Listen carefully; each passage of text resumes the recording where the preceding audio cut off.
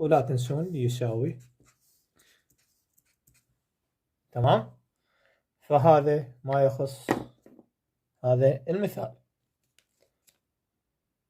طلاب جانا مثل هيك سؤال، لازم اشوف شنو العمليات اللي عندي اشتغلهن، يلا اكمل. هسه مثلا هذا بي تربيع، لازم اتخلص من التربيع، وبعدين من نترب عنه واضربه بهذا القوس. من تتخلص من التربيع تضربه بهذا القوس يطلع لك الناتج، يلا تكامله. فواحد إلى 4، طبعا تكامل محدد هذا، x ناقص 2 ينزل هنا، نجي مربع الحد الأول، 2 في الأول في الثاني، زائد مربع الحد الثاني. تمام. هسه هذا راح يدخل على الأول ويدخل على الثاني ويدخل على الثالث، يدخل على الأول ويدخل على الثاني ويدخل على الثالث.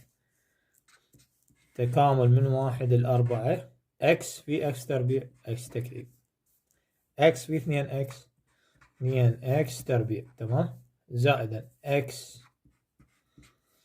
هسه نجي ننوب لسالب 2 في x تربيع، سالب 2x تربيع، سالب 2 في 2x سالب 4x، سالب 2 في 1 سالب 2 بالنسبة للدي اكس.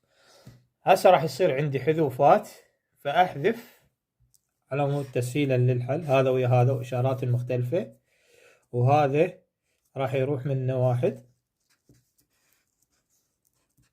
يصير x تكعيب، سالب 4x يروح x، راح يبقى سالب 3x، والاثنين هاي لا تنساها بالنسبة للدي اكس.